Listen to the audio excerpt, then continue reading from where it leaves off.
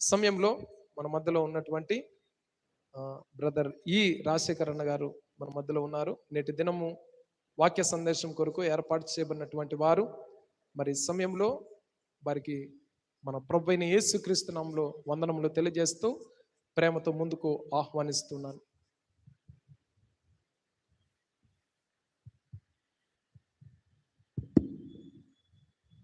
చేరి వచ్చిన మీ అందరికీ యేసుక్రీస్తు నామములో నా హృదయపూర్వకమైన వందనాలు తెలుపుకుంటున్నాను.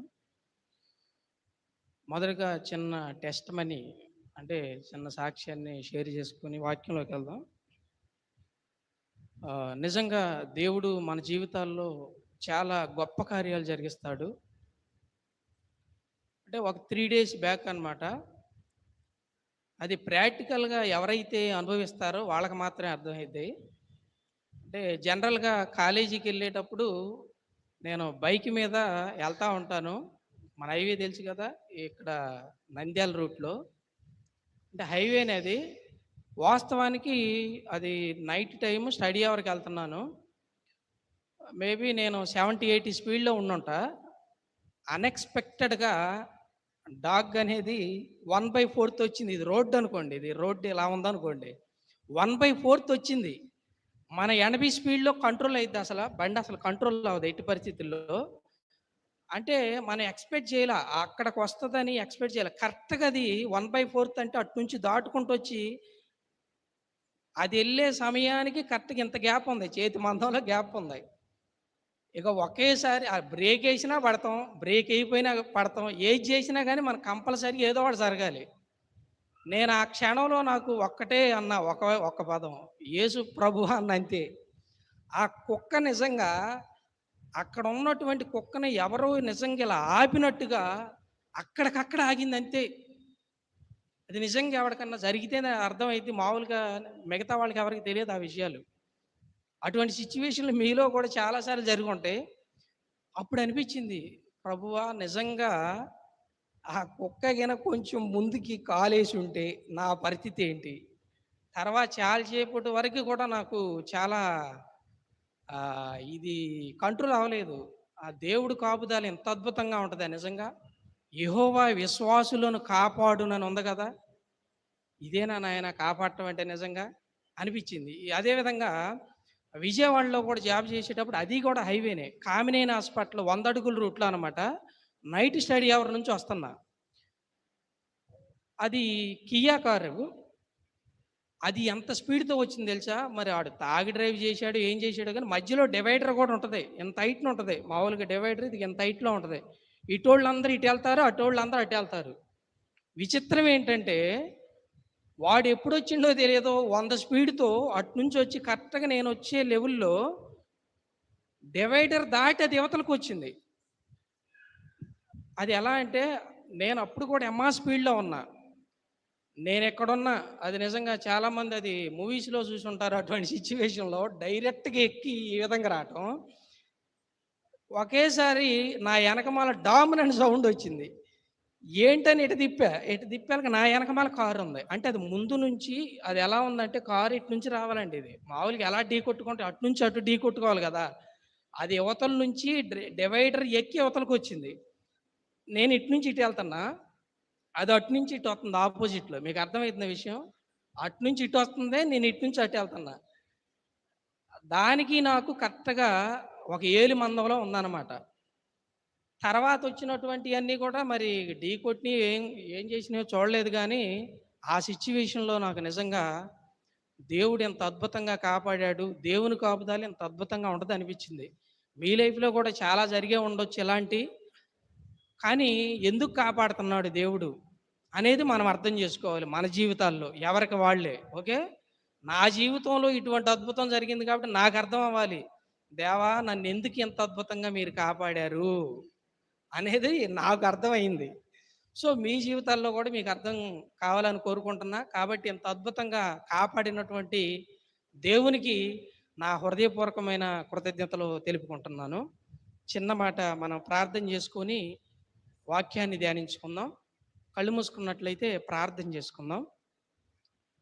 పరిశుద్ధుడైనటువంటి దేవ, జీవము కలిగినటువంటి కన్న తండ్రి, మీ ఘనమైన నామానికి వందనాలు, స్తోత్రాలు ప్రభువా. నిజంగా ఈ రోజున మేము సజీవుల లెక్కలో ఉండి ఈ విధంగా తండ్రి మిమ్మల్ని ఆరాధించడానికి, మిమ్మల్ని స్తుతించడానికి నాయన మీ పక్షాన నిలబడి తండ్రి మీ మాటలు చెప్పటానికి మీరు మాకు ఇచ్చిన చక్కటి సమయానికే మీకే స్తుతులు స్తోత్రాలు చెల్లించుకుంటున్నాను తండ్రి. చేరి వచ్చినటువంటి మీ పిల్లలందరినీ దయతో జ్ఞాపకం చేసుకున్నాను తండ్రి. మీ మాటలు చెబుతూ ఉండగా ఆ మాటలు చక్కగా వారు అర్థం చేసుకోవటానికి వారికి వినగలిగే చెవుల్ని, గ్రహించే మనసుని వీరందరికీ దయచేయమని, అదేవిధంగా మీ పక్షాన నిలబడి కొన్ని మాటలు నేను చెబుతూ ఉండగా మీ యొక్క సమయోచితమైనటువంటి జ్ఞానాన్ని, మీ పరిశుద్ధాత్మ నింపుదలని, మీ ఏడింతల ఆత్మతో నింపమని మీ సహాయానికై కోరుకుంటూ ఈ ప్రార్థన అంతటినీ కూడా యేసుక్రీస్తు వారి పేరట అడిగి వేడుకొనుచున్నాను మా కన్న తండ్రి. ఆమేన్. నిజంగా ఈ రోజున ఈ విధంగా మనందరం గ్యాదర్ అవ్వటానికి దేవుడిచ్చినటువంటి చక్కటి సమయం మనకి. కాబట్టి మనందరం కూడా చాలా జాగ్రత్తగా ఆలోచించాలి దేవుని గురించి. ఎందుకంటే ఇప్పుడున్నటువంటి పరిస్థితులు ఎంత భయంకరంగా ఉన్నాయో మీకు తెలుసు. న్యూస్లో చూస్తే కోల్కత్తాలో జరిగినటువంటి సంఘటన, కలకత్తాలో నిజంగా ఆ సంఘటన విన్నప్పుడు ప్రతి ఒక్కరికి మనసు చెలించి ఉండాలి. అవునా? అంటే మనుషులు ఎటు వెళ్ళిపోతున్నారు. నిజంగా మృగాలే మంచిగా ఉంటున్నాయి అనిపిస్తుంది మనుషులను చూస్తుంటే. ఎంత భయంకరంగా, ఎంత ఘోరంగా ఆమెనే మౌమిత, ఆ అమ్మాయి పేరు మౌనిక కాదు, మౌమిత అనే అమ్మాయిని చాలా భయంకరంగా, చాలా దారుణంగా, ఎంత భయంకరంగా మరి రేప్ చేశారో మనం న్యూస్లో చూస్తూ ఉన్నాం. నిజంగా ఇటువంటి సిచ్యువేషన్స్ ప్రజెంట్ పరిస్థితుల్లో మనం చూసినప్పుడు మనుషులు ఎందుకు ఇలా తయారవుతున్నారు అనిపిస్తూ ఉందన్నమాట.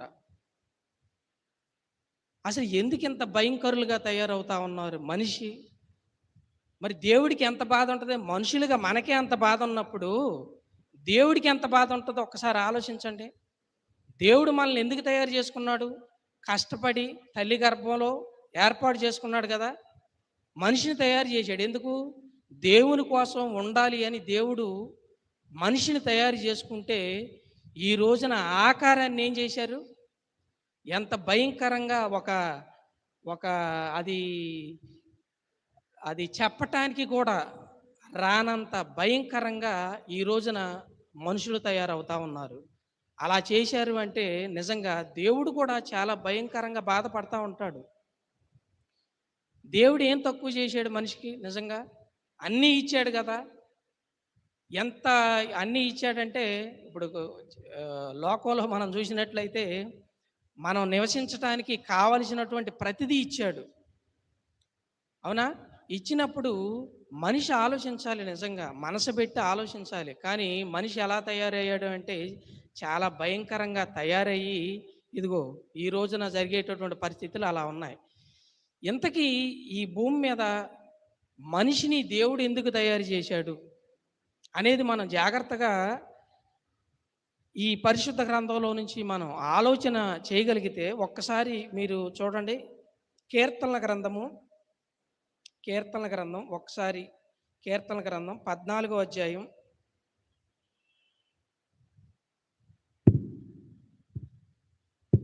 14వ అధ్యాయం తీసారా? 2-3 వచనాలు ఒకసారి చూద్దాం. వివేకము కలిగి దేవుని వెదుకువారు కలరేమో అని యెహోవా ఆకాశములో నుండి చూచి నరులను పరిశీలించును. ఒకసారి ఆలోచించుద్దాం ఇక్కడ ఈ యొక్క వచనాన్ని. వివేకము కలిగి దేవుని వెదుకువారు కలరేమో అని యెహోవా ఆకాశములో నుండి చూచి నరులను పరిశీలించును. వివేకంతో ఒకవేళ నన్ను వెతుకుతారేమో అని వాళ్ళు ఆలోచిస్తుంటే ఈ రోజున ప్రతి మనిషి కూడా అవివేకంతో పాపంలో పడిపోతా ఉన్నాడు. అవునా? దేన్ని ఎతుకుతున్నారు? పాపాన్ని ఎతుకుతున్నారా? దేవుణ్ణి ఎతుకుతున్నారా? చెప్పండి ఒకసారి ఆలోచించి అందరూ. ఈ రోజున ప్రతి మనిషి కూడా పాపాన్ని వెతుకుతా ఉన్నాడు గానీ, దేవుణ్ణి వెతికేవారు లేరు. ఒకవేళ నిజంగా దేవుణ్ణి వెతకటం కోసమే దేవుడు మనకు వర్షాన్ని ఇస్తా ఉన్నాడు. వర్షం పడిందనుకో ఎలా ఉంటది ఎప్పుడన్నా ఆలోచించారా? సముద్రంలో ఉన్నటువంటి వాటరు చక్కగా వచ్చి ఇప్పటి వరకు పడింది కదా! మంచి ప్రచండమైన వర్షం ఎక్కడన్నా పడిందంటే మంచిగా మస్తుగా పడతా ఉంటది. ఆ వాన ఒకేసాట అంటే ఒక ఏరులాగా వచ్చిందనుకోండి, అక్కడే పడిందనుకోండి, ఆ ఇంటి మీద పడితే ఇల్లు కూడా మొత్తం ఏమైపోద్ది? నాశనం అయిపోద్ది. నిజంగా ఆ వాన పడినప్పుడు ఆ వర్షపు జల్లులు ఎలా ఉంటాయి నిజంగా? ఏ మొక్కకి, దేనికి ఇబ్బంది లేకోకుండా చక్కగా వర్షం పడిద్ది. అవునా? ఇలా పడతా ఉంది. ఇలా పడినప్పుడన్నా మనిషి ఆలోచిస్తాడా ఏమన్నా దేవుడి గురించని ఆయన అనుకున్నాడు. ఆలోచించడు. ఏంటి? వివేకం ఇచ్చాడు. చక్కగా ఈ యొక్క దేవుడిచ్చినటువంటి వివేకంతో ఏం చేస్తున్నాడంటే, మరి టెక్నాలజీని బాగా అభివృద్ధి చేస్తా ఉన్నారు. అవునా? ఎటువంటి టెక్నాలజీ అంటే, ఈ రోజున టెక్నాలజీ అనేది చాలా అద్భుతంగా వచ్చింది. మీ అందరికి బాగా తెలుసు. టెక్నాలజీ గురించి మాట్లాడుకుంటే, కారు అనేది రోడ్డు మీద వెళ్ళగలదు. అదే కారు ఫ్లైట్ లాగా మారగలదు. ఇప్పుడు అటువంటివి వస్తున్నాయి, రాబోతున్నాయి. ఇప్పుడు వరకు మీరు చూసే కార్లు మామూలుగా కిందే ఎళ్తాయి. కానీ ఇప్పుడు వీళ్ళు టెక్నాలజీతో తయారు చేస్తా ఉన్నారు. ఈ కార్ అనేది అన్‌ఎక్స్‌పెక్టెడ్‌గా మామూలుగా కింద ఎళ్ళిద్ది. ఒకవేళ ట్రాఫిక్ వచ్చిందంటే ఆటోమేటిక్‌గా పైకి లేచిద్ది విమానంలాగా. మళ్ళీ కిందకెళ్ళిద్ది. అంటే చూసారా? దేవుడిచ్చినటువంటి జ్ఞానాన్ని దేనికి వాడతా ఉన్నాడు అంటే, ఇటువంటి వాటికి వాడతా ఉన్నాడు. అసలు దేవుడు ఎందుకు ఇచ్చాడు వివేకాన్నంటే, ఆయన్ని వెతుకుతారేమో అని. ఆయన మనకి వివేకాన్ని ఇస్తే చూడండి మళ్ళీ చదవండి. వివేకము కలిగి దేవుని వెతుకువారు కలరేమో అని యెహోవా ఆకాశంలో చూచి నరులను పరిశీలించును. ఆయన ఆకాశం నుంచి ఈరోజు ఏమన్నా నా దేవుడు అదే నా కుమారుడు నన్ను తెలుసుకుంటాడేమో అని చూస్తా ఉంటే ఈరోజు చూడ్డం. మనోడు ఎటు చూస్తుంటాడు? లోకానికి వెళ్ళి చూస్తూ ఉంటాడు. లోకంలో ఎలా బ్రతకాలా అని అటు చూస్తూ ఉంటాడు. ఇటు చూస్తూ ఉంటాడు. కానీ దేవుడికి వెళ్ళి చూడ్డం. దేవుడికెళ్ళి చూడకపోవటం వలన ఏం జరిగింది? మూడవ వచనం చూడండి అక్కడ. వారందరూ దారి తొలగి బొత్తిగా చెడియున్నారు. అవునా? చెడిపోయారా లేదా? ఈ రోజున సమాజం ఎంత భయంకరంగా చెడిపోయింది? చెడిపోబట్టే కదా గ్యాంగ్ రేపు, దిశ తర్వాత మళ్ళీ ఇదే అనమాట రెండోది అంటున్నారు. చిన్న పిల్లలు కూడా వదలట్లేదు. చిన్న పిల్లలు లేదు, వృద్ధులు లేదు. మరి చెడిపోయింది అనుకోవచ్చా? అంటే దేవుడి వాక్యం అంత అద్భుతంగా నిజంగా నెరవేరుతుంది చెప్పండి. దేవుడికెళ్ళి చూడకపోతే ఏం చేస్తున్నారు? చెడిపోతారు. నిజంగా రేపు చేసినోడు నిజంగా దేవుడిని తెలుసుకొని ఉన్నట్లయితే ఈ రోజు రేపు చేసేవాడా? అటుపేడు సంజయ్ రాయ అంట. ఇంకెంతమంది ఉన్నారు వెనకమాల. దేవుడి బిడ్డలైతే అలా చేయరు కదా! ఎందుకంటే దేవుని బిడ్డలకి దేవుని యొక్క భయం అనేది వాళ్ళకి తెలుసు. ఇలా చేస్తే దేవుడు ఊరుకోడు అనే సంగతి వారికి తెలుసు. వారికి మనస్సాక్షి ఉంటదనమాట దేవుని బిడ్డలకి. అంటే చూసారా? దేవుని గురించి తెలియకపోవటం వలన ఒక అమ్మాయిని పాడు చేశాడు. అదే విధంగా వాడి జీవితం కూడా ఆగమైపోద్ది. అవునా? బొత్తిగా చెడి ఉన్నారు. మనం నిజంగా చాలా భయంకరమైనటువంటి దినాల్లో బతుకుతా ఉన్నాం. చూసారా? చెడి ఉన్నారు. మళ్ళీ చదవండి ఆ వచనాన్ని. వారందరూ దారి తొలగి బొత్తిగా చెడి ఉన్నారు. మేలు చేయువారెవరునూ లేరు. ఒక్కడైనను లేడు. ఒక్కడు కూడా లేడంట. ఒకవేళ దేవుణ్ణి వెతికిండనుకో నిజంగా ఆ పర్సన్స్ మెయిల్ చేస్తారు. అర్థమైంది మీకు విషయం? దేవుణ్ణి వెతకకపోతే ఏం జరిగిద్ది అంటే చాలా భయంకరమైనటువంటి పరిస్థితుల్లోకి వెళ్ళిపోతారు. వాళ్ళందరూ కూడా చెడిపోతారు అని వాక్యంలో ఉంది. ఇది ఎక్కడుంది? కీర్తన గ్రంథం 2వ అధ్యాయంలో ఉంది. ఇదే వచనాన్ని ఎంతకు చెడిపోతారో, ఎటువంటి పరిస్థితుల్లో మరి జనాలు ఎలా తయారవుతారో అని మన కొత్త నిబంధనలో నుంచి కూడా ఆలోచిస్తే ఒక్కసారి తిమోతికి రాసినటువంటి రెండో పత్రిక ఒక్కసారి చూద్దాం. తిమోతికి రాసిన రెండో పత్రిక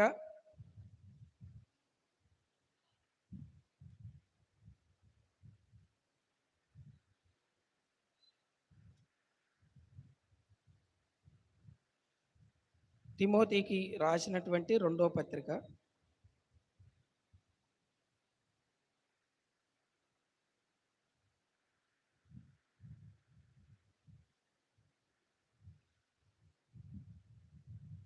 3వ అధ్యాయం 3వ అధ్యాయం చూడండి, మొదటి వచనం నుంచి చదువుతున్నాను. అంత్య దినముల్లో అపాయకరమైన కాలములు వచ్చినని తెలుసుకొనుము. ఈ అంత్యదినాలేనా? అంత్యదినాలే. అప్పుడే యేసుక్రీస్తు వారు వచ్చాడు, అంత్యదినాల్లోనే వచ్చాడు. అంత్య దినముల్లో అపాయకరమైన కాలములు వచ్చినని తెలుసుకొనుము. 2వ వచనం, ఎలాగనగా మనుషులు స్వార్థ ప్రియులు, ధనాపేక్షులు, బెంకములాడువారు, అహంకారులు, దోషకులు, తల్లిదండ్రులకు అవిధేయులు, కృతజ్ఞత లేనివారు, అపవిత్రులు, అనురాగరహితులు, అతిద్వేషులు, అపవాదకులు, అజితేంద్రియులు, క్రూరులు, సజ్జన ద్వేషులు, ద్రోహులు, మూర్ఖులు, గర్వాంధులు, దేవుని కంటే సుఖానుభావముగా ఎక్కువగా ప్రేమించువారు, పైకి భక్తి గలవారి వలె ఉండి దాని శక్తిని ఆశ్రయించి వారు నయ్యుందురు. ఇటు వారికి విముఖుడై ఉండుము. అంటే మనం ఇప్పుడు అంత్యదినాల్లో ఉన్నాం. ఇటువంటి పరిస్థితులు ఎవరుంటారంట? అందరి ఇళ్ళైనా ఉంది. సమాజంలో ఆలోచించండి ఒకసారి, మీరు బయటికి వెళ్ళి. మనుషులు స్వార్థపరులుగా ఉన్నారా? స్వార్థ ప్రియులు, స్వార్థంతో ఉంటారు. ఎలా ఉన్నారు? స్వార్థపరులు ఉన్నారు, ధనాపేక్షకులు. ఇక లిస్ట్ ఉంది కదా, లిస్ట్ని జాగ్రత్తగా ఇంటికి వెళ్ళి ఒకసారి అటు ఇటు చదువుకోండి, బాగా క్లారిటీ వస్తుంది మీకు. ధనం కోసమే కదా ఇదంతా. ధనాపేక్షకులు అంటే ఎన్ని కోట్లు ఉన్నా కానీ ఇంకా సంపాదించాలని ఆశ. ఎవరికైనా 1 కోటి రూపాయలు ఉన్నాయనుకోండి, 1 కోటి రూపాయలతో సంతోషిస్తారా? దీన్ని ఇంకో 1 కోటి ఎలా చేయాలి? 1 లక్ష ఉందనుకోండి, ఇంకొక 1 లక్ష ఎలా చేయాలి? 1000 రూపాయలు ఉన్నాయనుకోండి, ఇంకొక 1000 ఎలా చేయాలి? ఒక మనిషికి ఒక ఆశ అనేది నిజంగా అద్దు పొద్దు ఉండదండి. నిజంగా ఆశకి అనేది అద్దు ఉండదు అనమాట. ధనాపేక్ష ధనాపేక్ష ధనాపేక్ష. అర్థమైందా? నిజంగా ఈ ధనాపేక్ష గురించి మాట్లాడుకుంటే ఎవరో ఎందుకు, యేసుక్రీస్తు వారు ఈ భూలోకానికి వచ్చినప్పుడు 12 మంది శిష్యుల్ని ఏర్పాటు చేసుకున్నాడు. అవునా? చాలామంది ఉన్నారు. యేసుక్రీస్తు వారు వచ్చినప్పుడు ఆయన ఏర్పాటు చేసుకున్న ఎంతమంది? 12 మంది. ఆ 12 మందిలో మరి అందరి మనసు బాగానే ఉంది. 11 మందిది. యోధా గారి మనసు ఏమైపోయింది? ఎప్పుడు కూడా డబ్బు సంచి మీద ఉండేదంట ఆయన మనసు అంతా. అవునా? డబ్బు సంచి మీద ఉండి ధనాపేక్ష గలవారు. నిజంగా యేసుక్రీస్తు వారు ప్రసంగాలు చేసేటప్పుడు యేసుక్రీస్తు వారు ప్రసంగం చేస్తాడు. అయ్యా, ధనవంతుడు పరలోక రాజ్యంలోకి ప్రవేశించడం కంటే సూది బెజ్జంలో ఒంటె దూరటి మేలాండు. అప్పుడు నోరు తెరుచుకొని చూసిండు ఆయన. పక్కనే ఉండు ఆయన. మీరు సువార్తలు చదువుకోండి, మీకు అర్థమైంది. ఆయన పక్కనే ఉంటాడు. నోరు తెరుచుకొని నిజంగా విస్మయం ఉందిరి, శిష్యులు విస్మయం ఉందిరి అని ఉంటుంది అక్కడ. అంటే శిష్యుల్లో యోధా గారు ఉన్నారుగా, మరి ఆ వాక్యాన్ని విన్నాడు కదా ఆయన. లాస్ట్కి వచ్చే సమయానికల్లా ఏం జరిగింది? వెండి నాణ్యాలకి అమ్ముడుపోయాడు. 30 వెండి నాణ్యాలకి ఏం చేశాడు ఆయన? అమ్ముడుపోయాడు. అంటే దేని మీదకి వెళ్ళింది ఆయన యొక్క మనసంతా దేని మీదకి వెళ్ళింది? దేవుని వివేకంతో వెతికాడా దేవుణ్ణి? ధనం మీదకి వెళ్ళిపోయిందా? ధనం మీదకి వెళ్ళిపోయాడు. అంటే ఇక్కడ మీరు జాగ్రత్తగా ఆలోచించాల్సింది ఏంటంటే, ఎవరి మనసు దేవుని మీద ఉంటుందో వారు నిజంగా దేవుని కొరకు ఉన్నతంగా బ్రతుకుతారు. వారికి దేని మీద ఉండదు. ఎవరో సిరికిని దేవునికిని దాసులుగా నుండనేరరు. అంటే ఒక ఎగ్జాంపుల్ చెప్పే మీకు. ధనాపేక్ష, ఒకడికి ధనం మీద వ్యామోహం, ఇంకొకడికి ఇంకొక దాని మీద వ్యామోహం. మీరు ఆలోచించుకోండి. ఒక్కొక్కడికి ఒక్కడే పెట్టాడు సాతానుడు. మరి ఏం చేద్దాం? ఒకటి ధనం మీద పెడతారు, ఇంకొకడికి ఇంకొక దాని మీద పెడతారు. దేవుని వైపు మట్టికి తిరగనేడు అనమాట. మనసు మట్టికి ఎప్పుడు కూడా ఎటు ఉంటుంది? దేవుని మీద లేకోకుండా ఏదో విధంగా ఎటో కొట్టు తిరుగుతూ ఉంటుంది. మరి ఏం చేయాలా? ఇటువంటి పరిస్థితుల్లో ఎలా ఉండాలి అంటే, దేవుని కొరకు నిజంగా వివేకము కలిగి దేవుని వెదుకువారు కలరేమో అని ఆయన ఆకాశంలో నుంచి చూస్తా ఉన్నాడు. ఆయన ఆకాశంలో నుంచి ఇలా చూసినప్పుడు నిజంగా ఉంటారు.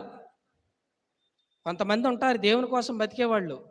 ఆయన ఆకాశంలో నుంచి ఇలా చూస్తే ఒకసారి అందరూ ఫ్లాష్ బ్యాక్ వెనక్కెళ్ళిపోవాలి.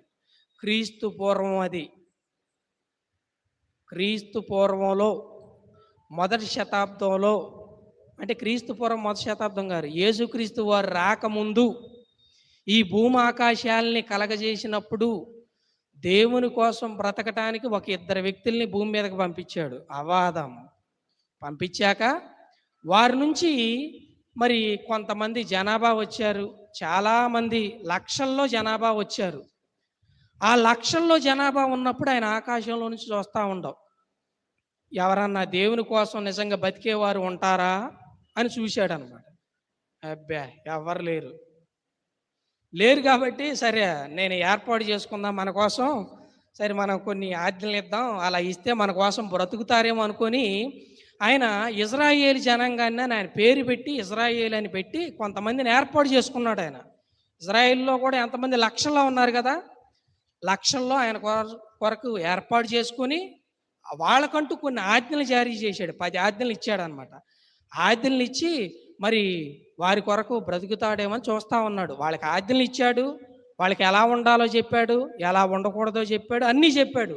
చెప్పి మరి వీళ్ళు ఏం చేస్తారు అని ఆయన ఆకాశంలో నుంచి ఇలా చూస్తూ ఉన్నాడు. ఆయన ఆకాశంలో నుంచి చూసినప్పుడు ఆయన కెమెరా నిజంగా మరి ఇజ్రాయేల్ కంట్రీకి వెళ్ళిందనమాట. ఎక్కడ ఉంటుంది ఇజ్రాయేల్ కంట్రీ? నిజంగా మన వరల్డ్ మ్యాప్లో చూస్తే మిడ్డెస్ట్ కంట్రీ, అవునా, మిడిల్లో ఉంటుంది కరెక్ట్గా.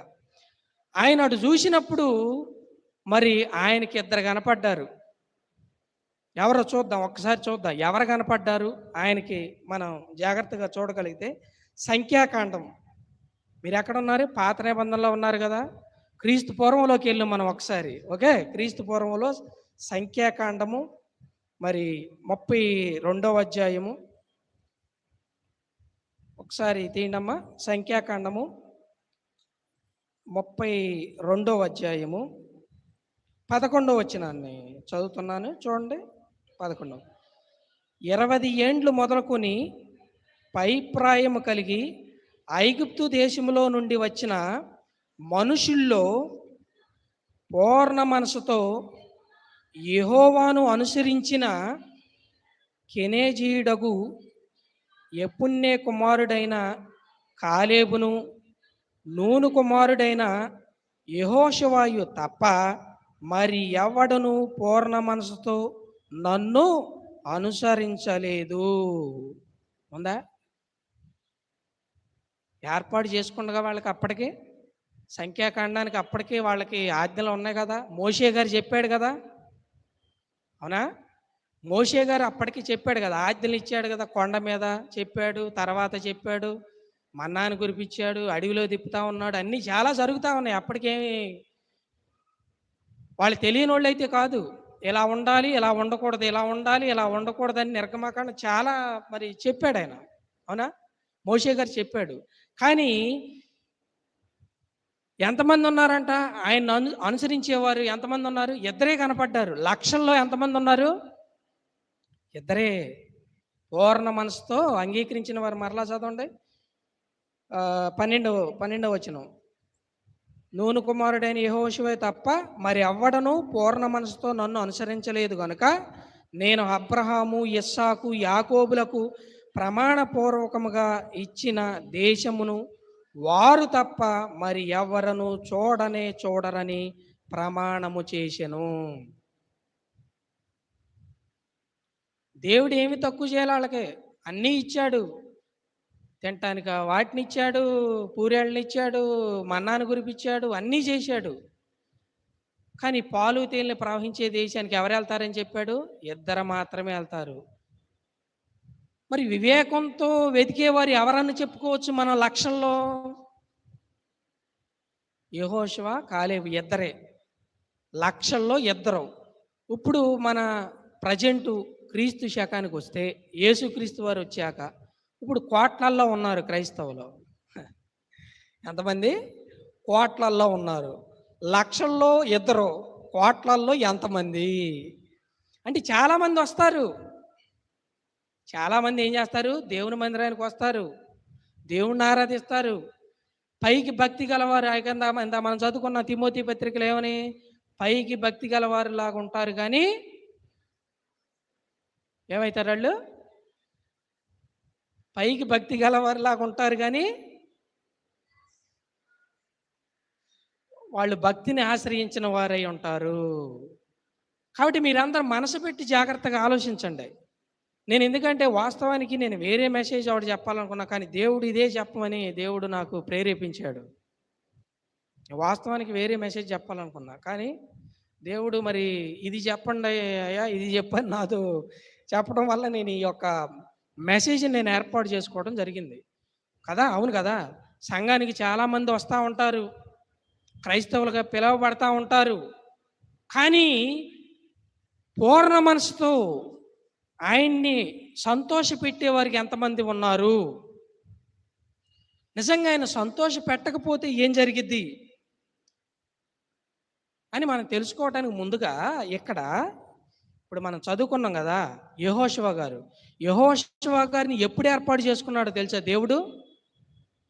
దేవుడు ఎప్పుడు ఏర్పాటు చేసుకున్నారు అనుకుంటారు యెహోషువని? యవ్వనంలో ఏర్పాటు చేసుకున్నాడు. మీరు యవ్వనస్తులే గేడుంది. ఆయన యవ్వనంలో ఉన్నప్పుడా కాదు, ఒకసారి మనం టెస్ట్ చేసి వద్దాం. సంఖ్యాకాండం 26, 65 కూడా ఒకసారి చూడండి. సంఖ్యాకాండం 26వ అధ్యాయం 65 కూడా చదువుకొని, 26వ అధ్యాయం 65వ వచనం. యాలి అనగా వారు నిత్యముగా అరణ్యములో చనిపోదురని యెహోవా వారిని గూర్చి సెలవిచ్చెను. యెఫున్నె కుమారుడైన కాలేబును నూని కుమారుడైన యెహోషువ తప్ప వారిలో ఒక్కడైనను మిగిలి ఉండలేదు. ఇందాక చెప్పాడు సంఖ్యాకాండం 32:12 ఏం చెప్పాడంటే వీళ్ళిద్దరే వెళ్తారు, మిగతా వాళ్ళు వెళ్ళరని చెప్పాడు. మిగతా వాళ్ళందరూ అరణ్యంలో ఏమైపోయారు? ఆవిరైపోయారు. వీళ్ళిద్దరే నిలిచారు. ఇప్పుడు వీళ్ళిద్దరిలో నేను యెహోషువ గురించి మీకు ఏ వయసులో ఆయన తెలుసుకున్నాడో ఆయన గురించి చెప్పాలనుకుంటున్నాను. కాబట్టి నిర్గమాకాండము 33వ అధ్యాయము, నిర్గమాకాండం 33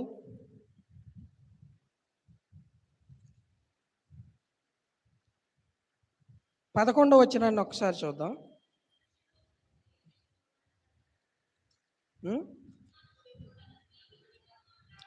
33:11. మనుషుడు తన స్నేహితుడితో మాట్లాడినట్లు యెహోవా మోషేతో ముఖాముఖిగా మాట్లాడుచుండెను. తరువాత అతడు పాళెములోకి తిరిగి వచ్చుచుండెను. అతని పరిచారకుడును నూను కుమారుడైన యెహోషువ అను యవ్వనస్తుడు గుడారములో నుండి వెలుపలికి రాలేదు.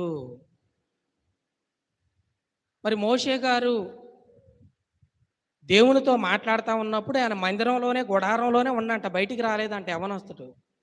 మరి ఆసక్తితో ఉండో, దేవుడి మీద భక్తితో ఉండో, ఎలా ఉండో ఏంటో నిజంగా ఆయన మనసుకి తెలుసు, దేవునికి తెలుసు. ఎందుకంటే వివేకముతో దేవుని వెతుకువారు కలరేమో అని ఆయన చూస్తూ ఉన్నప్పుడు ఈయన వెతుకుతా ఉన్నాడు. అర్థమైందా? అందుకే ఆయన్ని ఏర్పాటు చేసుకున్నాడు. యెహోషువలో స్పెషాలిటీ ఏంటో తెలుసా? ఆయన దేవుణ్ణి వివేకంతో వెతికాడు. తర్వాత నూను కుమారుడైన యెహోషువ అదేవిధంగా కాలేబు వెతికారు. వాళ్ళిద్దరు కాకుండా ఇంకా ఒక 10 మంది ఉన్నారు. ఆ 10 మందిని కూడా ఏర్పాటు చేసుకున్నాడు దేవుడు. అర్థమవుతున్న విషయం? అంటే వివేకంతో వెతికేవారు కావాలి ఆయనకి. అంటే దేవుని కొరకు పరిశుద్ధంగా బ్రతికేవారు కావాలి, దేవుని కొరకు పవిత్రంగా బ్రతికేవారు కావాలి. కాబట్టి వీరి చరిత్ర గురించి, ఈ ఇజ్రాయేలీ చరిత్ర గురించి మనకెందుకు, మనం తెలుసుకోవడం అవసరం అంటారా? అవసరమో కాదు. ఒక్కసారి మన కొత్త నిబంధనల గురించి ఆలోచిద్దాం. కొత్త నిబంధనలో అయ్యే సంగతులు ఉంటే మనకు అవసరమైనట్టు. ఒక్కసారి చూడండి, ఇయే విషయాలు కొత్త నిబంధనలో దేవుడు రాయించాడు.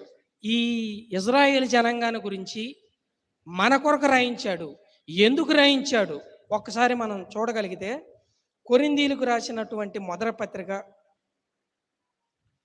కొరింథీయులకు రాసినటువంటి మొదటి పత్రిక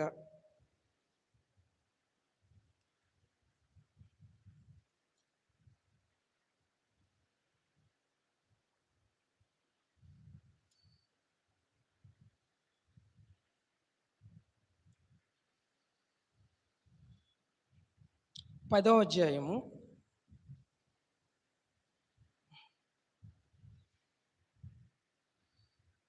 10వ అధ్యాయము చూడండి, ఒకసారి నేను చదువుతున్నాను చూడండి.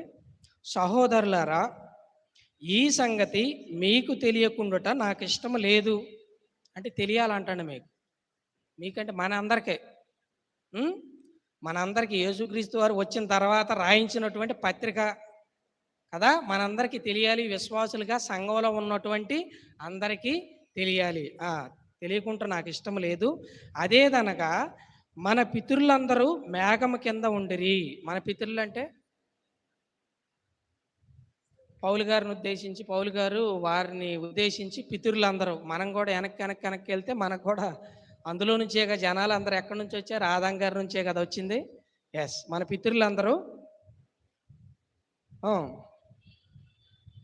పితరులందరూ మేఘం కింద ఉండిరి.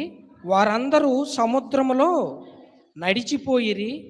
అందరూ మోషేని బట్టి మేఘములోను సముద్రములోను బాప్తీసం పొందిరి. ఎక్కడ పొందారు వాళ్ళు? మేఘములో, సముద్రంలో. అదే మనమైతే కాలవల్లో, తొట్టిల్లో, అంటే ఇప్పుడు బాప్తీసాల తొట్లు ఉంటాయి కదా, బాప్తీసాల తొట్టుల్లో, సముద్రాల్లో, ప్రాజెక్టుల్లో మనం బాప్తీసం తీసుకున్నాం. ఓకే. నెక్స్ట్, అందరూ ఆత్మ సంబంధమైన ఒకే ఆహారము భుజించిరి. ఏంటి ఆ ఒకే ఆహారం? వాళ్ళు ఏం తిన్నారు? మన్నాన్ని తిన్నారు. మరి మనం ఏం తింటున్నాం? సండే బల్లారాధన చేస్తూ ఉంటారు కదా, ఒకే ఆహారం తింటున్నారా? మనం ఇప్పుడేమో రొట్టె రసం అంటున్నాం, వాళ్ళేమో అప్పుడు మన్నాను ఒకే ఆహారం వాళ్ళు తిన్నారు. అంటే వాళ్ళకి మనకి దేవుడు ఒకటే, కాకపోతే వాళ్ళు మన్నా తిన్నారు, మనమేమో జీవాహారం యేసుక్రీస్తు వారు వచ్చాక వేరే ప్యాటర్న్ మార్చాడు. నెక్స్ట్, భుజించిరి. అందరూ ఆత్మ సంబంధమైన ఒకే పానీయము పానము చేసిరి. మనం కూడా యేసుక్రీస్తు వారి రక్తానికి సాదృశ్యంగా మనం ఏం తీసుకుంటున్నాం? ద్రాక్ష రసం తీసుకుంటున్నాం. ఓకే. యాలి అనగా తమ్ముని వెంబడించిన ఆత్మ సంబంధమైన బండలోనిది త్రాగిరి. ఆ బండ క్రీస్తే. అయితే వారిలో ఎక్కువ మంది దేవునికి ఇష్టలుగా ఉండకపోయిరి గనుక అరణ్యంలో సంహరింపబడిరి. మళ్ళీ చదవండి, ఆ వచ్చిన చాలా నాకు ఇష్టమైన వచ్చిన అది. వారిలో ఎక్కువ మంది దేవునికి ఇష్టలుగా ఉండకపోయిరి. అవునా? దేవునికి ఇష్టలుగా ఉండకపోయిరి. దేవునికి ఇష్టలుగా ఎంతమంది ఉన్నారు?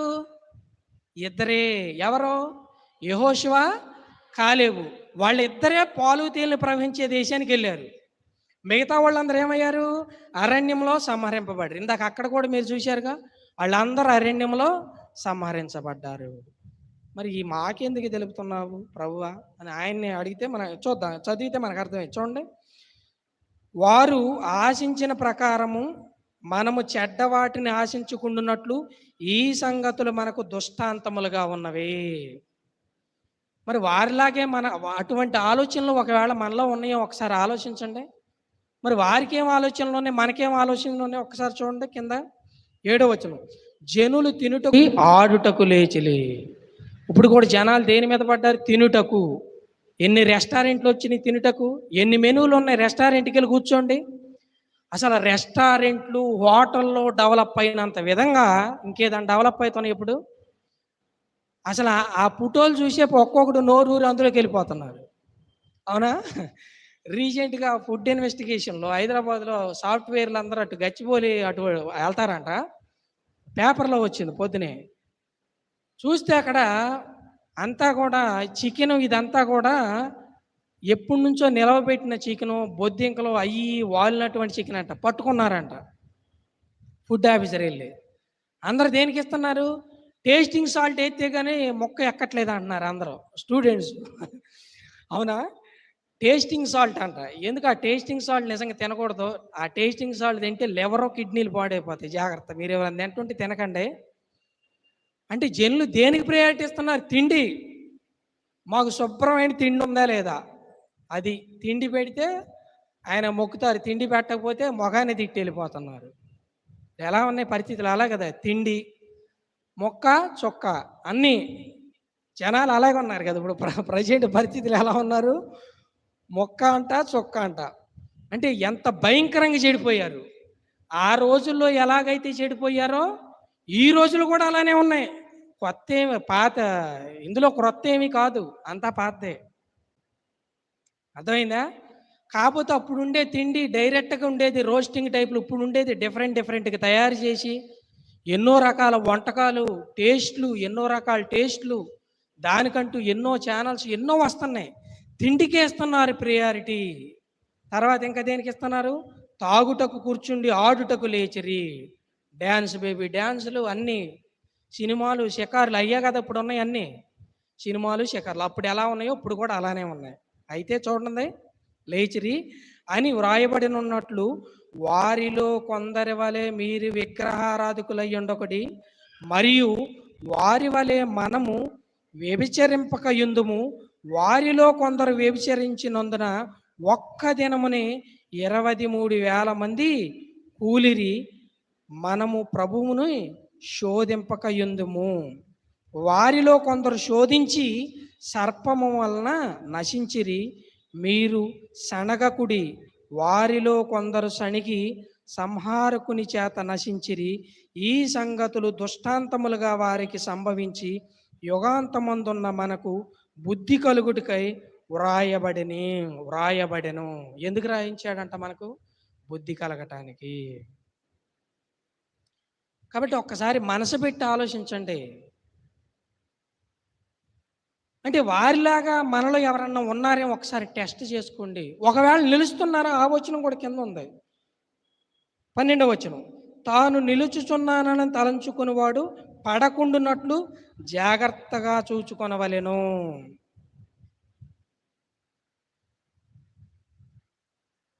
అర్థమవుతుందా మీకు విషయం? ఒకవేళ ఓకే, వెరీ గుడ్, మీరందరూ పర్ఫెక్ట్గా ఉన్నారనుకో. ఎవరన్నా పర్ఫెక్ట్గా ఉంటే, నిజంగా దేవునికి ఇష్టంగా పూర్ణ మనసుతో పూర్ణాత్మతో ఆయన్ని అనుసరిస్తూ యేసుక్రీస్తు వారు లాగా, ఎందుకంటే యేసుక్రీస్తు వారు మన కొరకు ప్రాణం పెట్టాడు కదా. ఎందుకు? ఆయన పరిశుద్ధుడు కనుక మనం కూడా ఎలా ఉండాలి? పరిశుద్ధులుగా ఉండాలి. మరి పూర్ణ మనసుతో పూర్ణాత్మతో అనుసరించడం అంటే ఏంటి? పరిశుద్ధంగా బ్రతకటం. మన వ్యక్తిగత జీవితాలు ఎలా ఉన్నాయి? మన వ్యక్తిగత జీవితాలు పరిశుద్ధంగా ఉన్నాయా?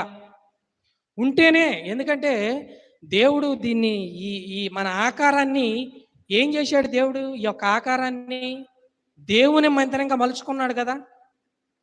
మీ దేహము దేవుని ఆలయమై ఉన్నదని మీరు ఎరగరా? ఎరిగారా మీరందరూ?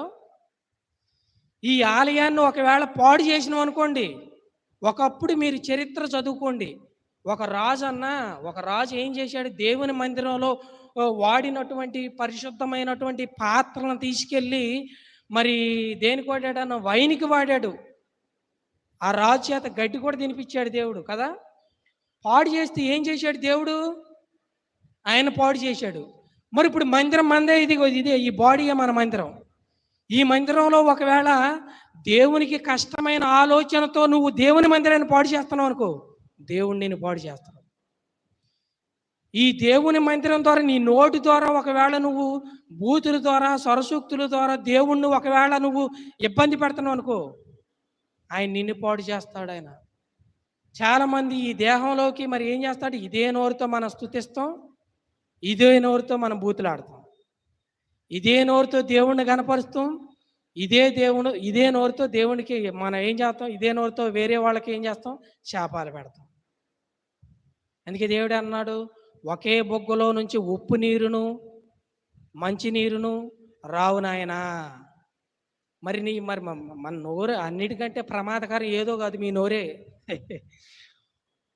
ఎందుకంటే యాకోబు పత్రికలో ఉండదు ఈ నోరు గురించి. ఈ నోరు అంట ప్రకృతి చక్రానికి చిచ్చు పెట్టిందంట. యాకోబు పత్రికలో ఉండదు. చాలా డేంజర్, మోస్ట్ డేంజర్ మన నోరు, మోస్ట్ డేంజర్ మన కన్ను. అర్థమవుతుందా? కాబట్టి ఇది దేవుని మందిరం. దేవుడు పరిశుద్ధంగా ఉన్నాడు కాబట్టి యేసుక్రీస్తు వారిని మన కొరకు ఏం చేశాడు? బలిగా అర్పించాడు. కలవరి చెరువులో రక్తాన్ని గార్చాడు. ఇందా మన బ్రదర్స్, మన పిఎంవైఎఫ్ టీం వాళ్ళు పాడారు కదా అద్భుతమైన పాట, యేసు నీ త్యాగమని. నిజంగా అవునా? ఆ త్యాగాన్ని ఎంతమంది గుర్తు చేసుకుంటున్నారు? ప్రతిరోజు గుర్తుంచుకోవాలి నువ్వు. ఎందుకని? అలా మనం దేవుని కోసం ఉన్నతంగా బ్రతికితేనే పరలోక రాజ్యం వెళ్తాం. మన నిరీక్షణ ఏంటి?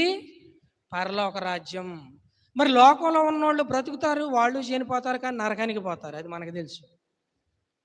కానీ దేవుని కోసం బ్రతికేటటువంటి దేవుని బిడ్డలు, అందుకని మొదటగా మీకు చదివించా కీర్తన గ్రంథం 14వ అధ్యాయం 2వ వచనంలో ఏముంది?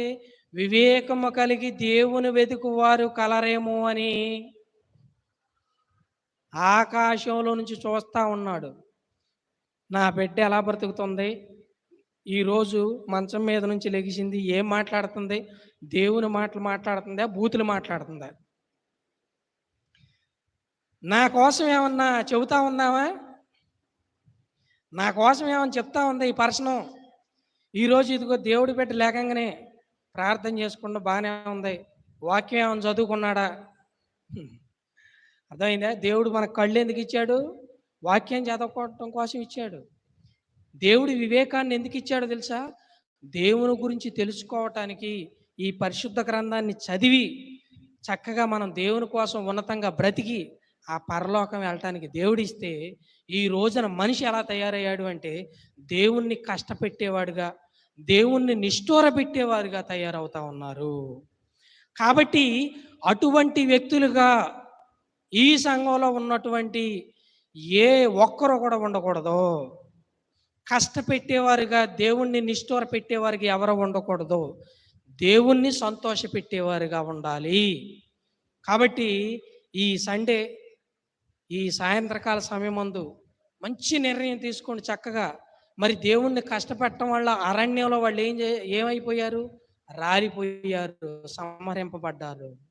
కాబట్టి దేవుడు మనల్ని అనేకమైన అపాయకరమైనటువంటి పరిస్థితుల నుంచి మిమ్మల్ని కాపాడలేదా దేవుడు? కరోనాలో నుంచి మిమ్మల్ని కాపాడితేనే కదా ఈరోజు ఈ విధంగా కూర్చొని వాక్యం వింటున్నాడంటే అది దేవుడు పెట్టినటువంటి భిక్ష, దేవుడు మీకు ఇచ్చినటువంటి ధన్యత, అవునా కాదా?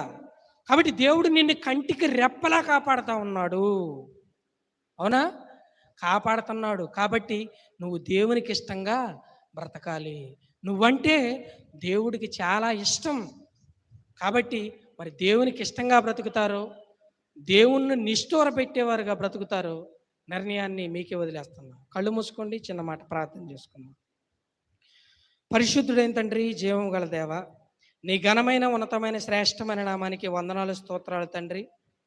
నాయన, మీరు మమ్మల్ని ప్రేమించి నిజంగా మీకు ఇష్టలుగా బ్రతకాలి అని, మీ ఉద్దేశాలను నెరవేర్చేవారిగా ఉండాలి అని మీరు కోరుకుంటా ఉన్నారు తండ్రి. కాబట్టి ఒకవేళ మా జీవితాల్లో మిమ్మల్ని కష్టపెట్టేవారిగా ఉంటే మమ్మల్ని క్షమించండి ప్రభువా. ప్రభువా, మమ్మల్ని క్షమించండి తండ్రి. ఎన్నోసార్లు తండ్రి మా నోటి ద్వారా, నాయన మా ప్రవర్తన ద్వారా ఎన్నోసార్లు ప్రభువా మిమ్మల్ని ఇబ్బంది పెట్టుంటే మమ్మల్ని క్షమించండి ప్రభువా.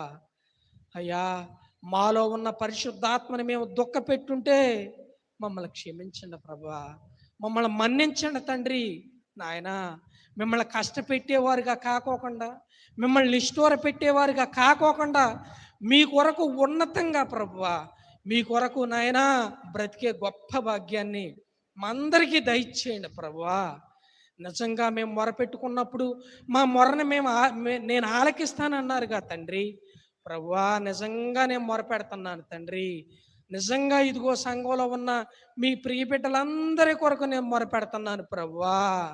దయతో మా మొర ఆలకించండి తండ్రి. మీకు ఇష్టంగా మేము బ్రతకాలి ప్రభువా. ఈ లోకం నశించిపోతా ఉంది ప్రభువా. అంత్య దినాల్లో మేము బ్రతుకుతా ఉన్నాము తండ్రి. ఎటు చూసినా పాపమే తండ్రి, ఎటు చూసినా శాపాలే ప్రభువా. ఇటువంటి భయంకర పరిస్థితుల్లో తండ్రి మిమ్మల్ని నాయన, మీ నామానికి మహిమకరంగా మేము బ్రతకటానికి మీరే కృప చేయండి. మీ మెండైన ఆత్మతో నింపండి. మీ పరిశుద్ధాత్మ అభిషేకాన్ని మాకు దయచేసి ప్రభువా, మీకు ఇష్టలుగా బ్రతికే గొప్ప భాగ్యాన్ని ఇక్కడ కూర్చున్న మా అందరికీ దయచేయమని ప్రభువా మీ సహాయానికి కోరుకుంటూ తండ్రి, ఈ ప్రార్థన అంతటిని ప్రభువా యేసుక్రీస్తు వారి మహోన్నతమైన నామం పేరట అడిగి వేడుకొనుచున్నాను మా కన్న తండ్రి. ఆమేన్. ఆమేన్. అందరికీ వందనాలు.